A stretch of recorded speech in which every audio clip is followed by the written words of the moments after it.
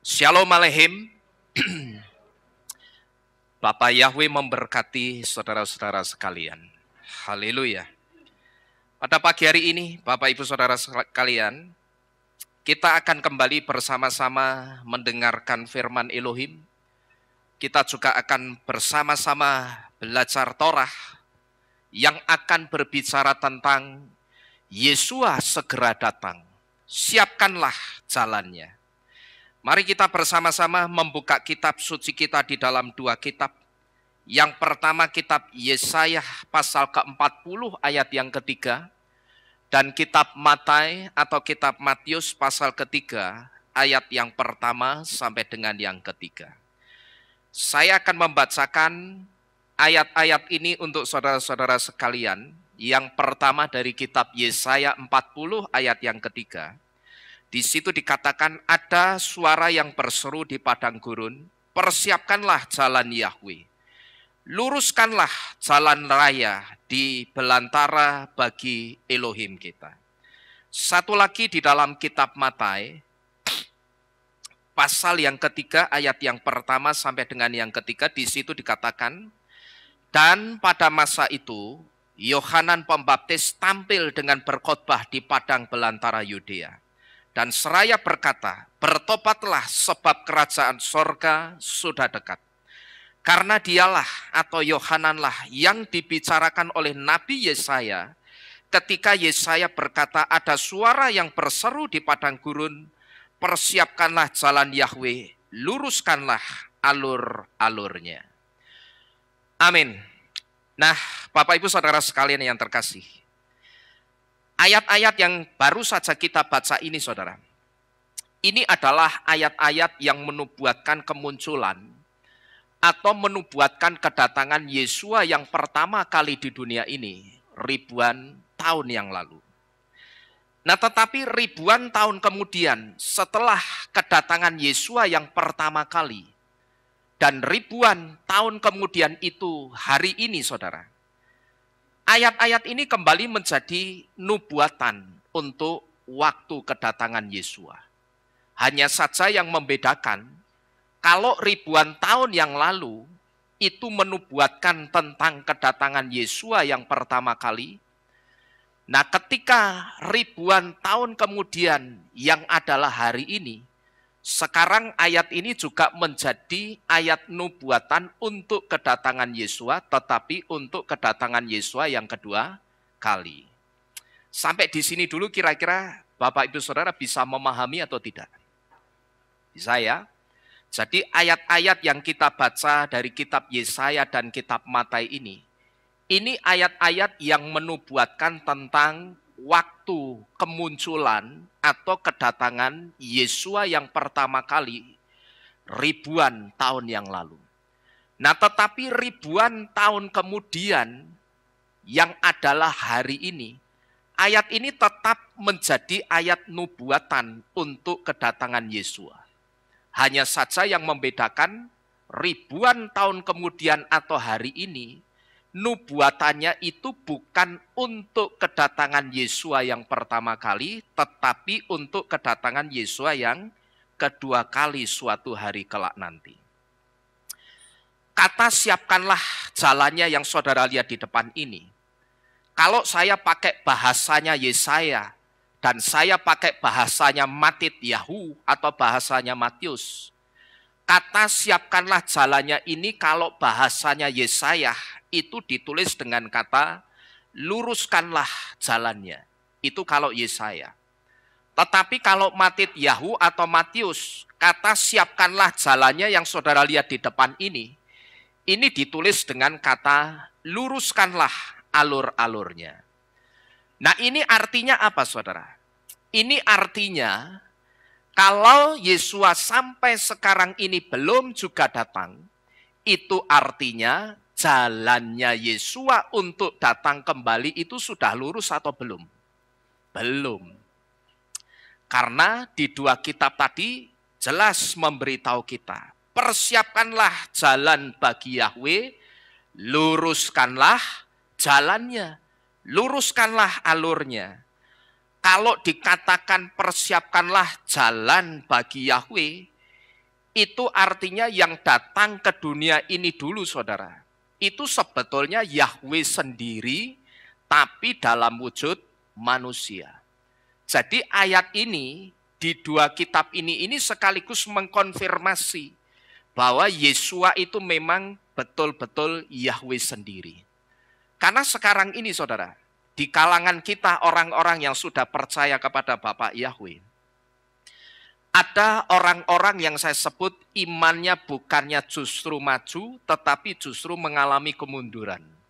Kemundurannya di mana? Kemundurannya yang tadinya percaya bahwa Yesua itu Yahweh sendiri, tetapi sekarang mereka justru tidak percaya bahwa Yesua itu Elohim dan Yesua itu Yahweh sendiri.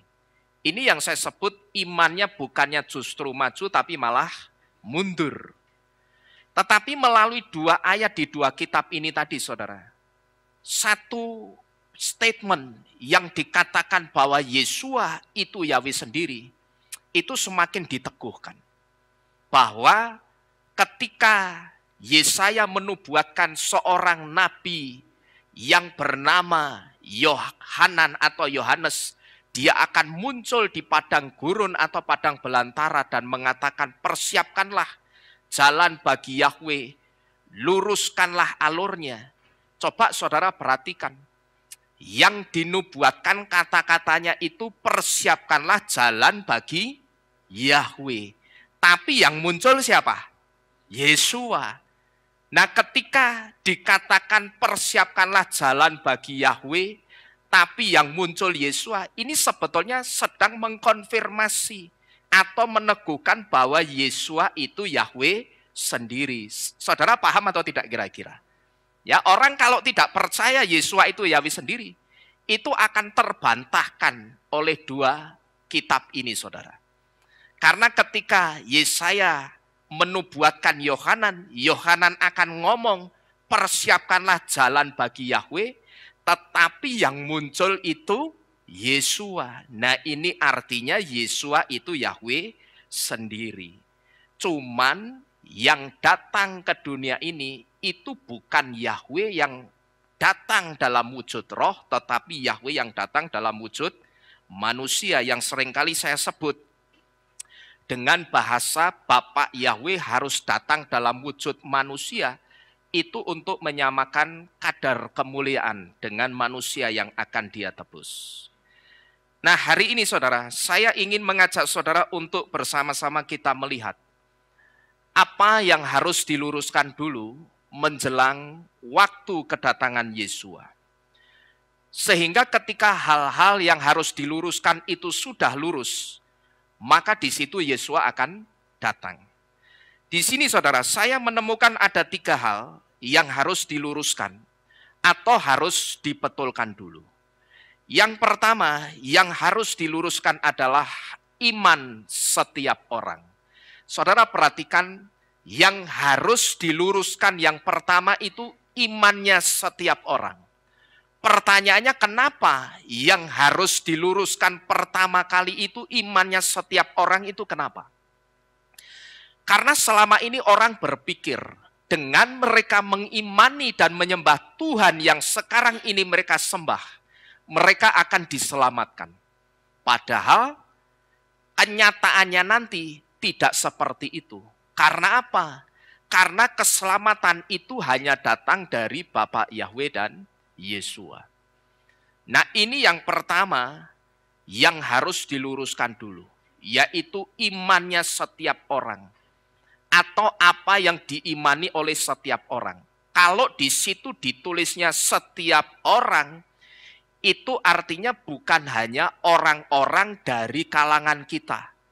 Atau yang disebut, atau bisa juga disebut bukan hanya untuk kalangan kekristenan, itu bukan.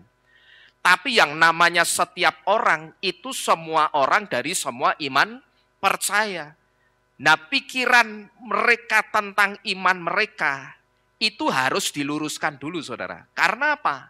Karena selama ini orang berpikir atau mereka berpikir, siapa yang berpikir ini? Orang-orang yang sampai sekarang ini belum percaya kepada Bapa Yahweh itu kan berpikir, dengan aku mengimani dan menyembah Tuhan yang bukan Yahweh, dengan kata lain, yang sekarang ini mereka sembah, nantinya mereka akan diselamatkan.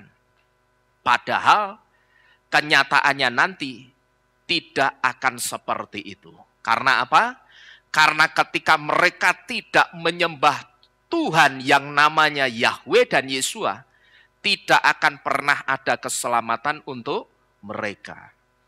Huruf Yod di dalam kata Yaser yang artinya straight atau lurus itu memiliki arti faith yang artinya iman. Dan huruf Yod di sini ini juga memiliki arti Yahweh atau Yesua.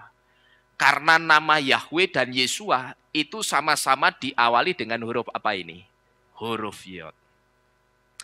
Kata Yaser di sini saudara, ini mengingatkan kita kepada satu kitab, yaitu kitab Yaser. Maka kitab Yaser itu disebut kitabnya orang-orang jujur. Kenapa kok disebut kitabnya orang-orang jujur? Karena orang jujur itu orang yang straight.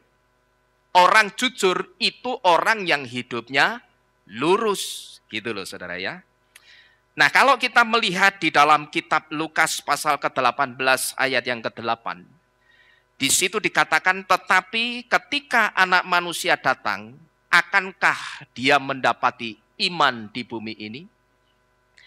Saudara-saudara sekalian, kalau kita jeli dan peka dengan ayat ini, saudara, sebetulnya di sini Yesua itu sedang bertanya kepada setiap orang. Sekali lagi, Yesua melalui Lukas 18 ayat 8, itu sebetulnya bukan hanya bertanya kepada orang Kristen.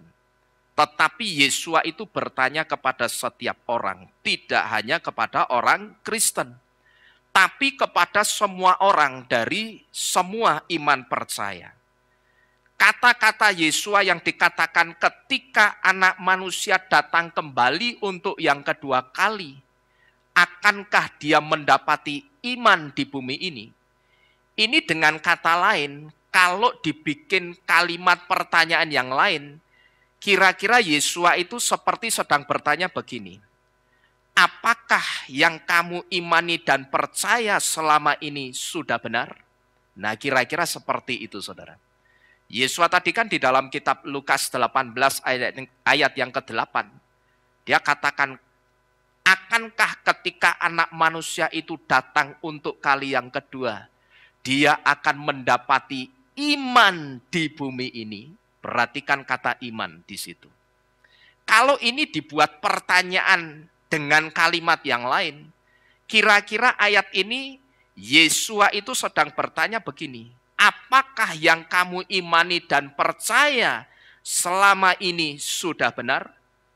Apakah Tuhan yang kamu imani dan Tuhan yang kamu percaya selama ini itu sudah Tuhan yang benar? Nah kira-kira seperti itu saudara. Karena seperti kita ketahui saudara, dulu kita itu juga berpikir yang sama dengan apa yang dipikirkan oleh kekristenan. Bahwa Yesus yang saat itu kita imani, itulah yang nantinya akan menyelamatkan kita. Nah tetapi ternyata setelah kebenaran itu disingkapkan, kita jadi tahu bahwa yang akan menyelamatkan kita nantinya ternyata Yesua, bukan Yesus. Nah inilah masalah iman yang sekarang ini sedang dan harus diluruskan dulu dari setiap orang.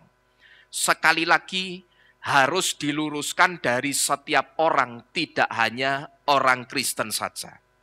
Tapi semua orang dari semua iman percaya, pikiran tentang apa yang dia imani, atau pikiran tentang apa yang mereka imani, bahwa Tuhan mereka yang mereka sembah sekarang ini yang bukan Bapa Yahweh dan Yesua, itulah Tuhan yang nantinya akan menyelamatkan mereka. Nah pikiran tentang iman mereka ini atau pikiran tentang apa yang mereka imani ini yang harus diluruskan dulu saudara. Karena dulu kita juga seperti itu, tetapi kita sekarang bersyukur pikiran tentang iman kita itu sudah di-straightkan. Ibarat kata saya sebut sudah diyaserkan oleh Bapak Yahweh. Diyaserkan itu di-straightkan, diluruskan. bahwa ternyata dulu pikiran yang kamu anggap lurus, benar, kamu menyembah Tuhan yang namanya Yesus dan itulah yang akan menyelamatkan kamu. Itu bukan pikiran yang yaser. Itu bukan pikiran tentang imanmu yang straight atau lurus. Tapi kamu masih belok, masih bengkok gitu loh. Nah sekarang pikiran tentang iman kita itu sudah diluruskan. Kenapa? Yang menyelamatkan itu pasti hanya Yesua dan itu iman yang straight, lurus itu kenapa saudara? Karena kalau kita melihat di dalam kitab suci, kata keselamatanku itu sendiri, itu ditulis dengan huruf Ibrani yang kalau dibaca, bacanya itu Yesuati. Gitu loh. Ada kata Yesua di kata Yesuati. Nah, kata Yesua di dalam kata Yesuati itu sudah menunjukkan bahwa yang akan menyelamatkan kita nantinya itu betul-betul satu pribadi yang namanya Yesua, bukan Yesus. Inilah yang saya sebut pikiran kita yang dulu bengkok itu sudah di-straightkan, diluruskan sama Bapak Yahweh. Yang benar yang akan menyelamatkan kamu itu nanti bukan Yesus, tetapi Yesua. Karena apa juga? Karena sebetulnya Yesus itu bukan datang untuk yang kedua kali. Tetapi sekarang ini Yesus sudah datang dan dia sukses membelokkan kebenaran. Yang akan datang yang kedua kali nanti adalah Yesua HaMasyiah. Jadi ini masalah iman yang sekarang ini sedang dan harus diluruskan dulu saudara. Tetapi sekali lagi, pikiran tentang iman yang harus diluruskan atau tentang apa yang diimani ini bukan hanya pikirannya orang-orang Kristen, tetapi semua orang dari semua iman percaya, itu harus diluruskan dulu pemahamannya tentang apa yang mereka imani. Kenapa juga saya katakan, ini bicaranya itu bukan hanya ke orang Kristen. Karena ayat ini sebetulnya sifatnya itu universal, berlaku untuk semua orang. Karena kalau masalah iman ini tidak diluruskan dulu saudara, nantinya ketika Yesus datang, dan mereka tetap tidak percaya kepada Bapa Yahweh dan Yesua, maka di situ nanti mereka akan terkejut. Memang nantinya saudara, yang akan paling terkejut itu orang-orang Kristen. Ya, jadi kalau pikiran tentang apa yang mereka imani itu tidak diluruskan dulu, tidak diyaserkan atau tidak di-straightkan dulu, nanti ketika Yesus datang dan ketika mereka tetap tidak percaya kepada Bapa Yahweh dan Yesua, mereka itu akan terkejut-kejut. Dan memang yang akan paling terkejut-kejut itu orang Kristen. Karena apa? Karena mereka berpikir, selama ini mereka berdoa, itu dalam nama Yesus. Ketika mereka mendoakan orang yang sakit, mereka mengunjungi orang sakit, di situ mereka mendoakan orang yang sakit, juga mendoakannya dalam nama Yesus. Lalu ketika mereka mengusir setan, juga ngusirnya dalam nama Yesus. Tapi ternyata begitu Yesus datang, Yesus katakan apa? Aku tidak kenal kamu. Disitulah orang-orang Kristen yang nantinya akan paling terkejut. Karena ternyata Yesus yang selama ini mereka imani bukan pribadi juru selamat yang sesungguhnya. Disitulah mereka nanti akan terkejut saudara. Kalau sekarang ini ketika mereka diberitahu siapa juru selamat yang sesungguhnya, mereka tetap menolak. Nantinya mereka akan terkejut dan itu tidak bisa dihindari. Karena itu pun juga sudah dinubuatkan di dalam kitab suci. Ya kan? Bahwa nantinya akan datang masanya. Istilahnya orang itu akan terkejut-kejut. Loh, aku itu dulu waktu berdoa, yo dalam nama Yesus. Aku ngusir setan, mendoakan orang ya dalam nama Yesus. Tapi kenapa begitu Yesus datang, Yesus justru mengatakan, aku tidak kenal kamu. Karena ternyata ketika orang-orang itu dikenalkan pribadi juru selamat yang sesungguhnya, mereka menolak. Ini yang pertama yang harus diluruskan dulu, yang harus diaserkan dulu, harus di-straightkan dulu. Yang ternyata setelah kita renungkan saudara, apa yang harus diluruskan dulu, itu tidak hanya berbicara tentang kehidupan yang dijalani setiap orang. Tetapi apa yang harus diluruskan dulu, atau pikiran yang mereka imani yang harus diluruskan dulu, itu juga sedang berbicara tentang iman setiap orang. Kemudian yang kedua, yang harus diluruskan juga menjelang waktu kedatangan Yesua adalah Ahafat Harisonah. Ahafat Harisonah itu kasih mula-mula. Kalau orang Kristen nyebutnya apa ini? Cinta mula-mula kita kepada Bapa Yahweh. Ini yang kedua, yang sekarang ini harus diyaserkan dulu, harus di-straightkan, harus diluruskan dulu sampai betul-betul lurus. Yang pertama tadi soal iman, yang kedua itu tentang Ahafat Harisonah. Atau kasih pertama, atau kasih mula-mula kita kepada Bapa Yahweh. Huruf sin di dalam kata yaser, ini satu di antaranya memiliki arti syuf, yang adalah akar kata dari kata tesyufah. Syuf itu akar kata dari kata tesyufah, yang artinya turning back atau berbalik. Berbalik di sini, ini sedang berbicara tentang perubahan sikap. Yang oleh kekristenan perubahan sikap itu seringkali disebut dengan pertobatan. Nah, perubahan sikap ini saudara, ini sedang berbicara tentang kembalinya kita kepada Ahafat Harisonah atau kasih mula-mula kita kepada Bapa Yahweh. Kalau kita berbicara tentang padang gurun, saudara-saudara sekalian, padang gurun tempat di mana Yohanes berseru, persiapkanlah jalan bagi Yahweh. Padang gurun itu saya sebut sebagai simbol dari dosa dan pemberontakan. Kenapa saya katakan padang gurun itu simbolnya dosa dan pemberontakan? Karena dulu saudara, orang-orang Israel ketika ada di padang gurun, mereka itu jatuh berkali-kali dalam dosa pemberontakan. Dan dosa pemberontakan terbesar mereka adalah ketika mereka membuat Elohim atau membuat Tuhan tandingan yang wujudnya berhala lembu emas. Maka kalau kita melihat di dalam 10 Torah, di Torah yang pertama itu dikatakan apa? Bapak Yahweh itu ngomong apa sama orang-orang Israel? Saudara ingat tidak kira-kira? Lo yihyeh leha Elohim aherim alpanai. Yang artinya jangan ada padamu Elohim lain di hadapanku.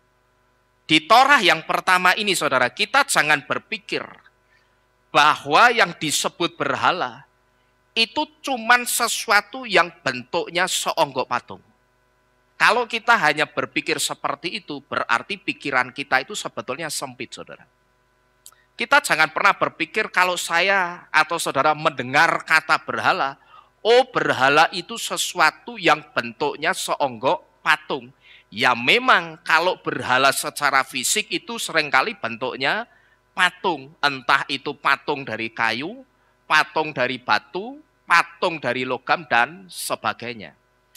Nah tetapi sebetulnya saudara, ketika kita mengkultuskan segala sesuatu lebih dari Bapa Yahweh, ketika kita mengasihi seseorang atau mengasihi apapun lebih dari kita mengasihi Bapa Yahweh, ketika kita itu menjadi seorang workaholic atau orang yang bekerja sampai tidak kenal waktu, yang bahkan waktunya untuk Tuhan yang disebut ibadah sampai ditinggalkan.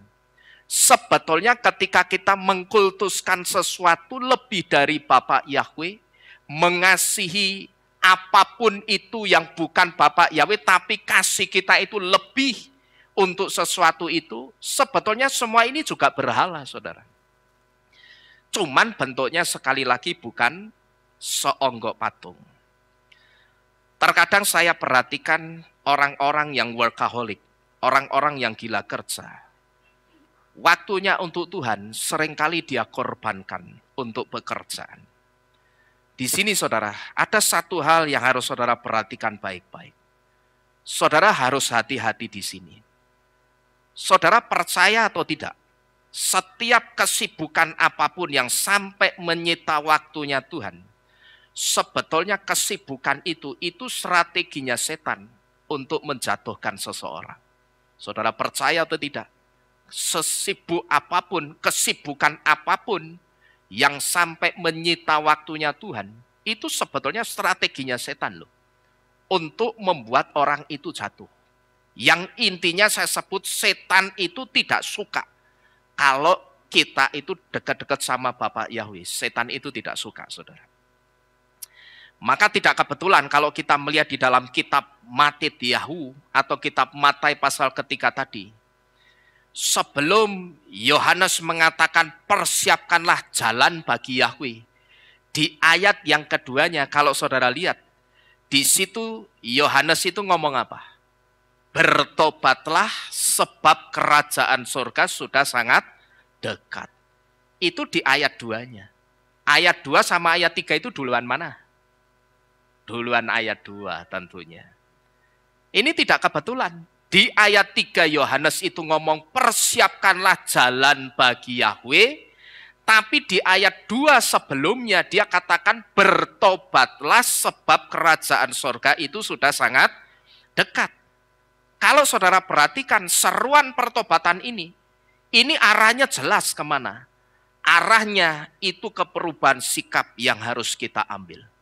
Artinya kalau sebelumnya saudara dan saya itu tidak sungguh-sungguh dengan Bapak Yahweh, ya sekarang sungguh-sungguhlah. Karena apa?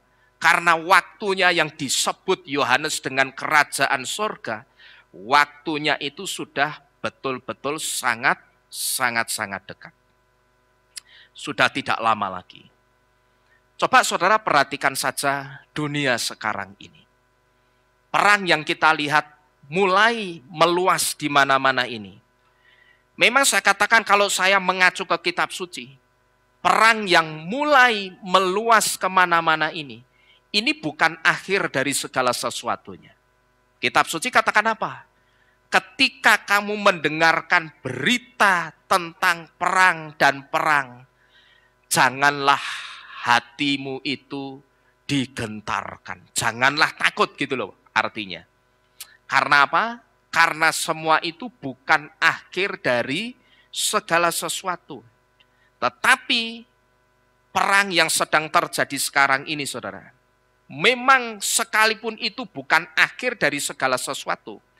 Tapi perang yang sedang terjadi sekarang ini menunjukkan bahwa nubuatan demi nubuatan itu terus bergerak penggenapannya. Penggenapannya itu terus bergerak.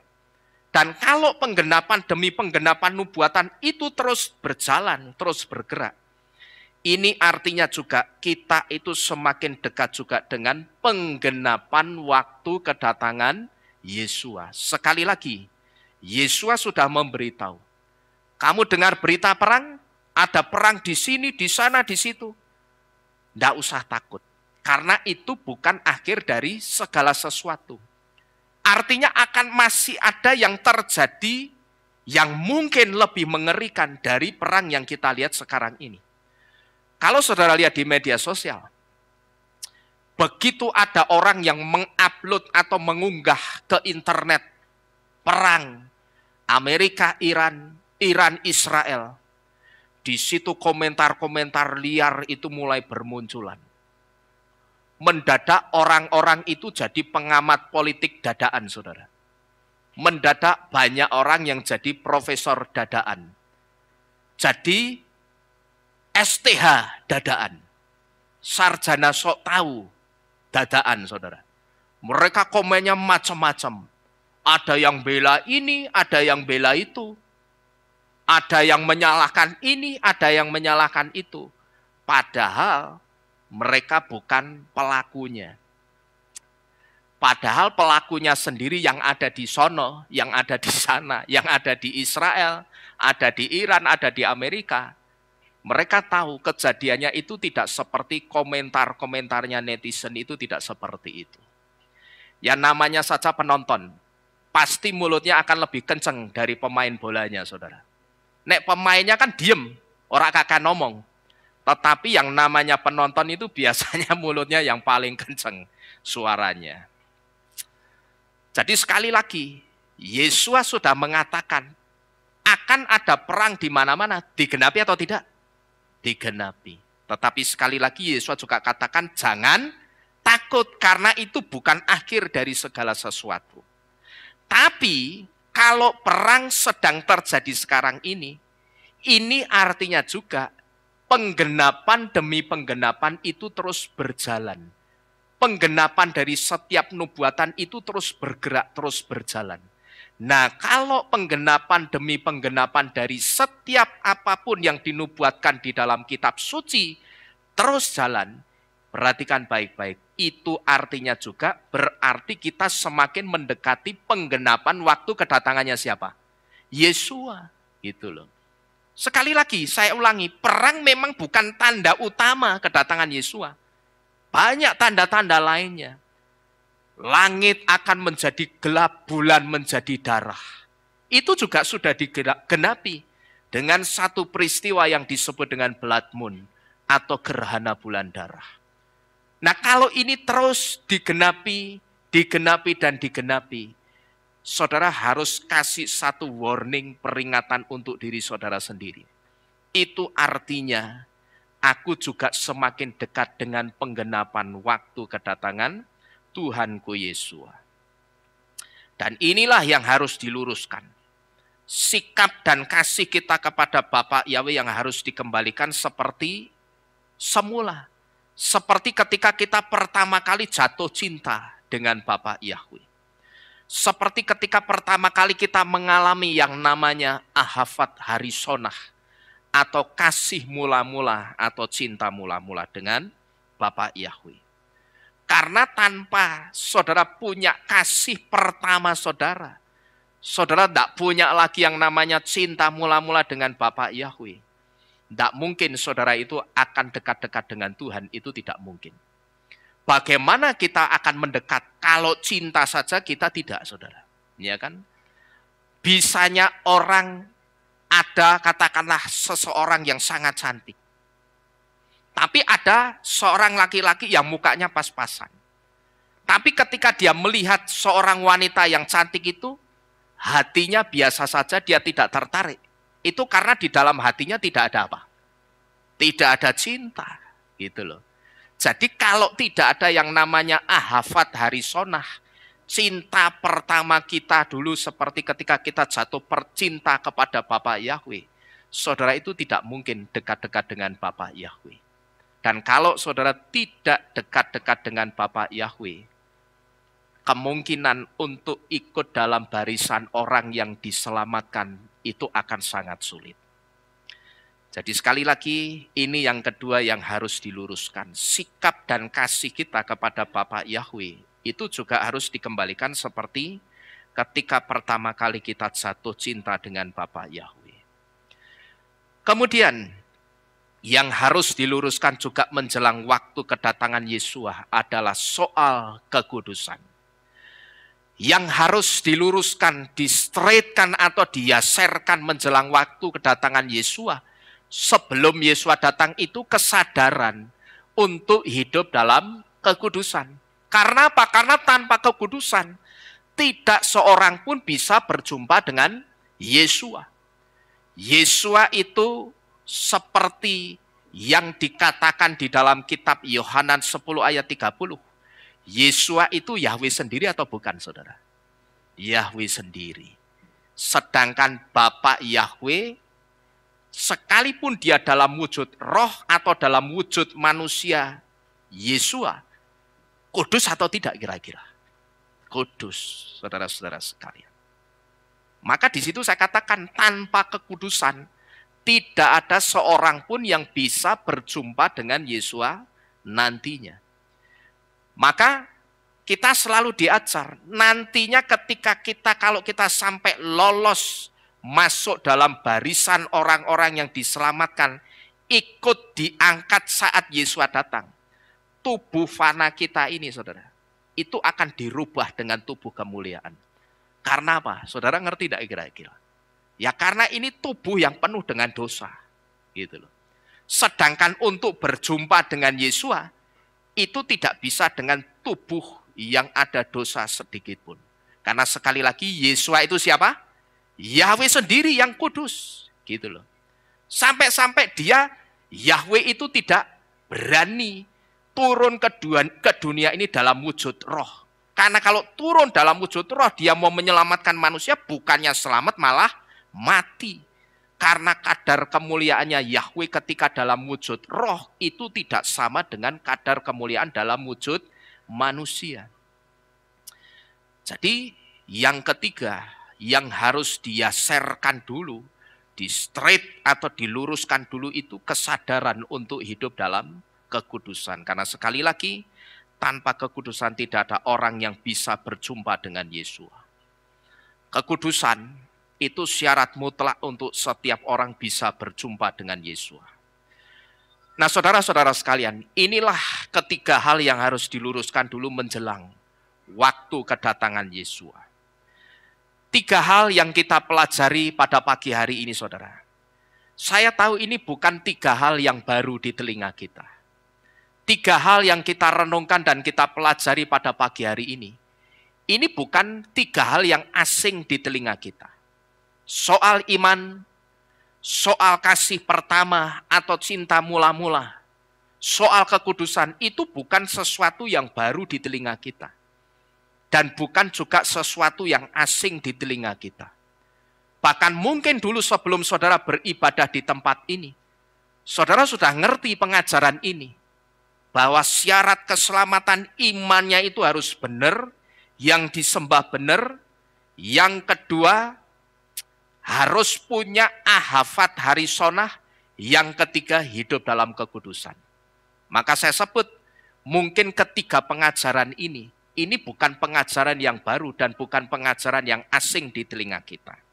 Tapi asal saudara tahu, sekalipun 3 hal ini bukan sesuatu yang baru di telinga kita, saudara tahu, sampai detik ini belum ada satu orang pun yang bisa melakukan ketiga hal ini. Renungkan itu baik-baik. Ini pengajaran yang sudah sering kita dengar atau belum? Sering. Tapi ternyata sampai detik ini belum ada satu orang pun yang bisa melakukan ketiga hal ini. Saudara dan saya, kita itu memang sudah percaya Bapak Yahweh. Meterai kita, saya katakan meterai keselamatan kita itu sudah benar. Tapi pertanyaannya, bagaimana dengan kekudusan dan kasih mula-mula? Masihkah ada kasih mula-mula di dalam diri kita kepada Bapak Yahweh? Itu pertanyaannya. Kalau ada, bagaimana dengan kekudusan? Adakah di antara kita yang sampai detik ini sudah hidup betul-betul dalam kekudusan? Saudara dan saya, sekali lagi saya katakan kita memang orang yang sudah percaya Bapak Yahweh. Yang saya sebut orang yang sudah percaya Yahweh, itu orang yang sudah percaya Tuhan yang paling benar. Amin. Orang sudah percaya Bapak Yahweh dan Yesua, itu sudah percaya Tuhan sing paling benar. Itu benar, memang seperti itu. Dan tidak hanya berhenti di situ. Meterai di dahi saudara, meterai keselamatan nama Yahweh ini, itu juga sudah benar. Tapi pertanyaannya, bagaimana dengan kekudusan? Bagaimana dengan kasih mula-mula? Dengan ahafat harisonah? Masih ada enggak di dalam diri saudara itu yang namanya ahafat harisonah? Cinta pertama saudara kepada Bapak Yahweh ketika saudara jatuh cinta pertama kali dulu dengan Bapak Yahweh. Masih ada enggak? Sampai detik ini itu masih ada enggak kira-kira? Kalau nanti pas kedatangan Yesua, ahafat harisonah itu dideteksi, Yesua tidak ada. Saudara itu hanya akan dianggap, oh orang ini cuman pengen nunut selamat. Pertanyaannya kalau cuman mau nunut selamat itu bisa atau tidak saudara? Tidak bisa.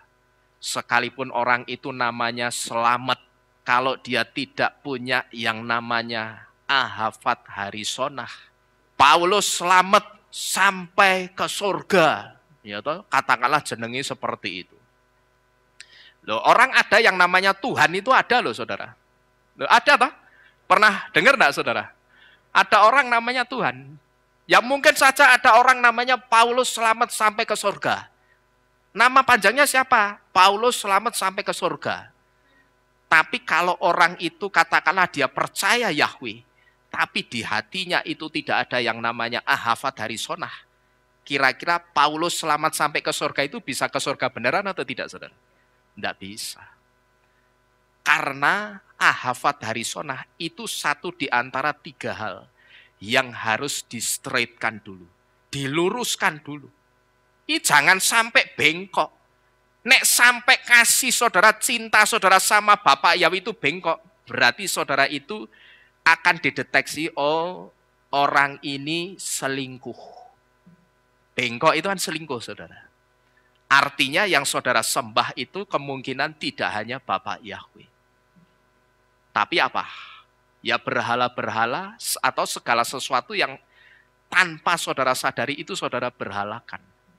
Tadi kita sudah diberitahu yang namanya berhala itu tidak hanya yang wujudnya seonggok patung. Tapi ketika kita mengkultuskan apapun lebih dari Bapak Yahweh, kita jadi orang yang workaholic. Sampai-sampai waktunya untuk Tuhan saudara abaikan. Saudara itu sudah memberhalakan itu semua, saudara.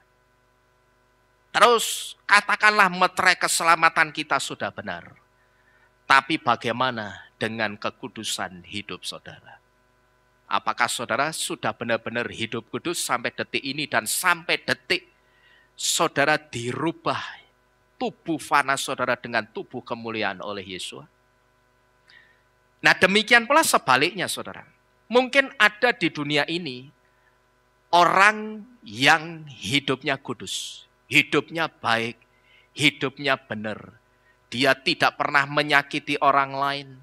Dia selalu baik kepada setiap orang. Tutur katanya lemah lembut. Ucapannya seringkali disebut jadi berkat untuk orang lain. Tapi bagaimana dengan imannya? Sudahkah dia percaya kepada Yahweh? Karena mohon maaf saya harus mengatakan, sebaik apapun orangnya, tapi ketika dia tidak percaya kepada Yahweh dan Yesua, tidak ada keselamatan untuk orang itu. Itu sudah rumusan yang tidak bisa dirubah. Jadi saudara jangan enak-enak. Saya sudah percaya Bapak Yahweh, meterai saya sudah benar, mesti selamat ini. Wis tak urip sembarangan, mesti selamat. Siapa bilang? Belum tentu seperti itu. Hari ini kita diberitahu, ada 3 hal yang harus diluruskan dulu supaya Yesua itu datang. Ya sekalipun ketika meluruskan 3 hal ini di dalam kehidupan setiap orang, pasti tidak banyak orang yang bisa diluruskan 3 hal ini di dalam kehidupannya. Tidak banyak. Karena memang ayat yang dikatakan banyak yang dipanggil tetapi sedikit yang dipilih. Walau bagaimanapun ayat ini tetap harus digenapi. Jadi demikian pula sebaliknya. Ada orang yang katakanlah hidupnya kudus, tapi kalau dia tidak percaya kepada Bapak Yahweh, ya percuma. Tidak akan ada keselamatan untuk orang itu. Jadi Bapak Ibu Saudara sekalian, inilah 3 hal yang harus diluruskan dulu menjelang waktu kedatangan Yesua. Sehingga ketika 3 hal ini sudah lurus, Yesua itu akan datang menjemput saudara dan saya. Amin. 3 hal itu saudara masih ingat enggak kira-kira? Enggak usah saya ulangi slide-nya, kira-kira saudara ingat enggak? Yang pertama apa tadi? Iman yang harus diluruskan dulu. Saya mau tanya lagi coba, kenapa imannya setiap orang itu harus diluruskan itu kenapa? Karena orang yang tidak percaya kepada Bapak Yahweh dan Yesua, satu-satunya Tuhan yang bisa menyelamatkan mereka, itu berpikir apa? Tuhan yang mereka sembah, itulah Tuhan yang akan menyelamatkan mereka. Nah, ini pikiran tentang iman mereka yang salah yang mesti diapakan dulu tadi? Diluruskan. Bahwa ternyata pikiranmu itu ternyata tidak lurus. Pikiranmu itu belok tapi kamu tidak sadar. Atau dengan kata lain saya sebut juga, sebetulnya pikiranmu itu dibelokkan tanpa kamu sadari. Bahwa dengan menyembah Tuhan siapapun, pokok berbuat baik mesti selamat. Nah, ini pikiran tentang iman yang harus diluruskan dulu, gitu loh. Pikiran yang salah tentang apa yang diimani setiap orang, secara khusus orang-orang yang tidak percaya Bapa Yahweh yang harus diyaserkan dulu, di-straightkan gitu loh. Harus benar-benar lurus. Belok sedikit saja itu tidak bisa, saudara. Dunia konstruksi itu mengenal ketika membangun sebuah gedung pencakar langit, miring 1 inci saja, itu tidak boleh ditoleransi. Coba tanya Pak Dedeng ini. Dia yang ngerti konstruksi. Betul, saudara? Bangun gedung pencakar langit yang tingginya 100 meter, miring 1 inci dari bawah, itu tidak boleh. Karena nek miring 1 inci dari bawah, tinggal dikalikan 100 meter. Jadinya apa itu? Menara Pisa. Ya, jadi ini miring, gitu loh. Itu tidak boleh. Itu dunia konstruksi yang tidak dunia konstruksi, saudara, yang tanpa kita sadari. Dunia konstruksi itu juga sebetulnya juga memberlakukan yang namanya faktor keselamatan. Karena kalau itu miring 1 inci dari bawah, dikalikan 100 meter, misalkan 1 lantai, itu tingginya katakanlah 5 meter, kalikan 100 lantai. Berarti akan miring berapa meter itu? Nah, bukankah tidak toleransinya kemiringan ini berbicara tentang apa? Keselamatan, gitu loh. Itu dunia konstruksi di dunia ini saja. Itu ngerti konsep keselamatan, saudara. Nah, konstruksi iman kita itu juga mesti benar. Harus betul-betul straight, tidak boleh miring sedikit pun. Saudara pernah enggak bepergian, lalu saudara pakai Google Maps? Ya, kalau saudara aktifkan bahasa Inggrisnya, guide-nya itu akan ngomong apa? Kalau kita disuruh jalan lurus, guide-nya akan ngomong apa? Continue straight. Continue straight itu artinya apa? Tetap lurus. Nek saudara lurus menggok, Google Map akan ngomong apa lagi? Continue straight. Kan lurus. Nek saudara ndablek kok nanti lu sing ngomong Google Map dua blek iki. Ya tuh akhirnya dijar ke. Itu loh. Ya kan gitu. Ya toh, dua blek iki. Susi Google Map ngomong begitu. Lu ora percaya jajalan. Gitu loh. Coba saudara setel dalam bahasa Jawa. Ya toh. Dua blek wong iki, masih diomongin gitu. Kongkon lurus malah menggok. Kan begitu. Itu baru dunia navigasi, saudara. Yang kalau sudah disuruh lurus, ya mesti lurus.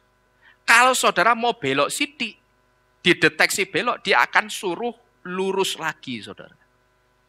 Itu di dunia navigasi. Dan dunia konstruksi tadi juga mengenal yang namanya atau memberlakukan yang namanya faktor keselamatan itu utama. Maka ketika membangun satu bangunan yang sangat tinggi, tidak ditoleransi ada kemiringan 1 derajat atau 1 inci pun itu tidak ditoleransi, saudara. Miring nek diukur pakai garisan biasa, ya toh, miringnya 1 inci sampai atas 100 meter, ya itu akan jadi berinci-inci, jadinya menara Pisa. Lalu yang kedua, saudara masih ingat atau tidak, yang harus diluruskan dulu itu soal apa? Cinta pertama kita kepada Bapak Yahweh itu mesti dikembalikan dulu. Gitu loh. Karena itu tidak bisa dicolong. Itu sudah rumusannya. Orang tidak punya cinta pertama, dia tidak mungkin dekat-dekat dengan Tuhannya. Itu tidak mungkin. Mau dekat bagaimana? Cinta saja tidak. Jajal Yani itu suruh dekat-dekat Faris. Gelem rak kira-kira? Mau enggak kira-kira? Mau toh? Oh, gelem. Oh ya wis. Pertanyaannya kok gelem itu kenapa? Karena Yani cinta. Gitu loh kepada Faris. Ini saya ngomong duduk aku loh Yani ya. Ya jadi ini harus diluruskan dulu. Itu sudah rumusan. Orang tidak punya cinta pertama, dia tidak mungkin dekat-dekat dengan Tuhannya. Nah ini harus dikembalikan sikap ini. Lalu yang ketiga yang harus dikembalikan, diluruskan lagi itu apa? Kesadaran untuk hidup dalam kekudusan. Karena untuk kita bisa berjumpa dengan Yesus nanti, tubuh kita pun juga akan dirubah dengan tubuh yang kudus, yang disebut dengan tubuh kemuliaan. Jadi sekali lagi Bapak Ibu Saudara sekalian, ini 3 hal yang harus diluruskan dulu menjelang waktu kedatangan Yesus. Sehingga ketika ketiga hal ini sudah lurus, Yesus akan datang menjemput saudara dan saya. Amin. Amin. Bapak Yahweh memberkati saudara-saudara sekalian.